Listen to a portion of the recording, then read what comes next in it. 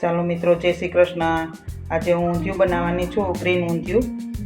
તો આટલી સામગ્રી જોઈએ આમાં: રતાળું, સુરણ, બટાકા, વટાણા, તુવેર, પાપડી, ફુલેવર, મેથીની ભાજી છે, એકદમ ઝીણી સમારી નાખવાની છે મેથીની ભાજી, સૂકું લસણ, ભાખરીનો લોટ, ચણાનો લોટ, સરગવો છે, સકરિયા છે, કેપ્સિકમ, મરચી, આદુ, લસણ, તલ, ધાણા.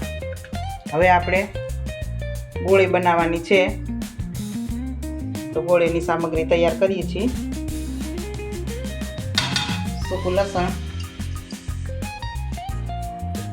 ચણાનો લોટ છે, ભાખરીનો છે,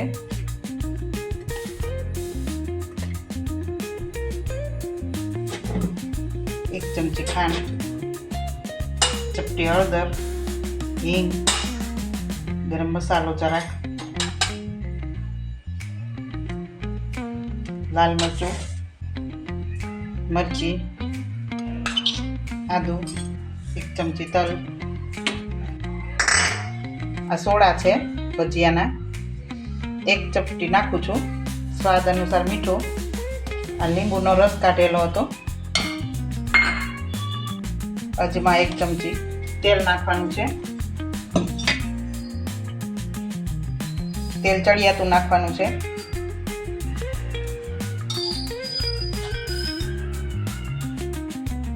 ત્રણ પાવરા તેલ નાખી દીધું છે.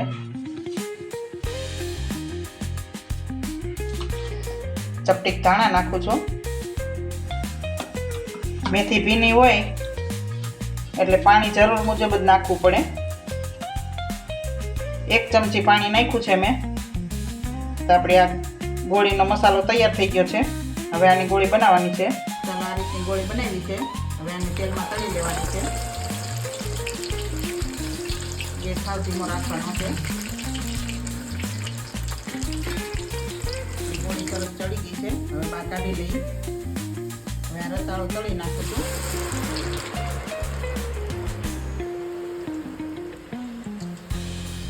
આપણા રતાળો સરસ તળાઈ ગયા છે. થોડા થોડા તળવાના છે. તેલમાં નાખી 2 મિનિટમાં લઈ લેવાના. બહુ તળાવવા નથી દેવાના.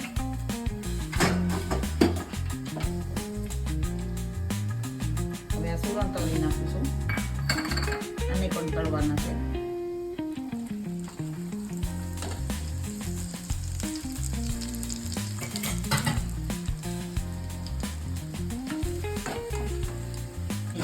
સરસનું તળાઈ ગયું છે. 2 મિનિટ જ રહેવા દેવાનું તેલમાં. પાપડી છે,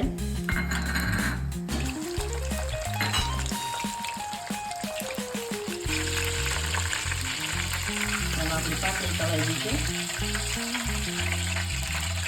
બટેકા છે. ચાલો, આપણે બટેકા તળાઈ ગયા છે સરસના. ફુલેવર,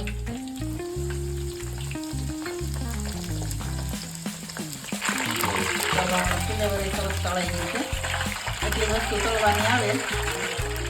ચાલો, આપણું તેલ આવી ગયું છે.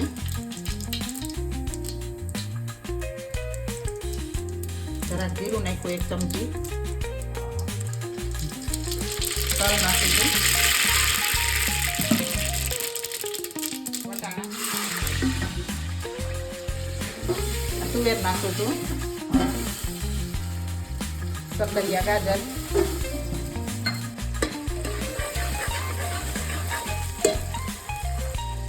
મરચી, આદુ, હિંગ. ગ્રીન ઊંધિયું કરવું છે એટલે થોડી કમથી જ હળદર નાખું છું, 1 ચપટી.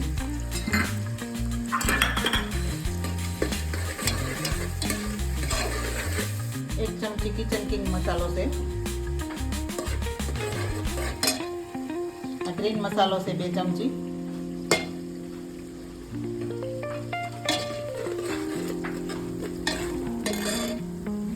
લીલું લસણ નાખું છું.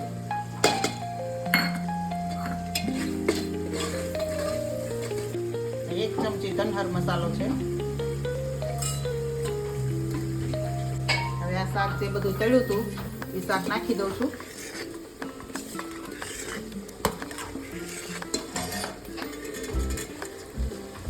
એક ચમચી અજમા નાખું છું. કેપ્સિકમ મરચાં છે. એક ચમચી ખાંડ છે.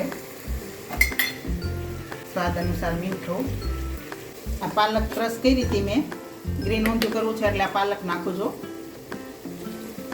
100 ગ્રામ પાલક નાખું છું.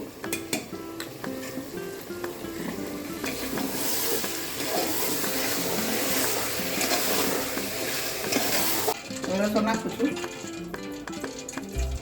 હવે રસો નાખું છું. 2 ગ્લાસ જેટલું પાણી નાખવાનું છે.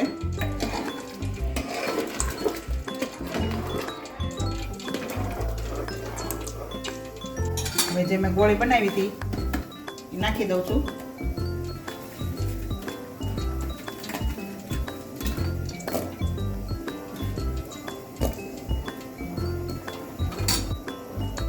ગોળી નાખ્યા પછી હલાવવાનું નથી. હવે ધીમો ગેસ કરી અને ઢાંકણ ઢાંકી દેવાનું છે. સીટી કાઢીને ઢાંકણ ઢાંકી દઉં છું. આમાં સીટી નથી પાડવાની. 10 મિનિટમાં ચડી જશે આગળ. ચાલો આપણું ઊંધિયું સરસ ચડી ગયું છે. હવે એમાં ધાણા નાખી દઉં છું.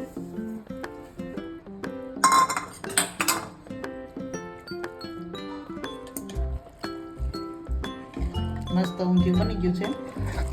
તો આવી જાઓ મિત્રો ઊંધિયું ખાવા.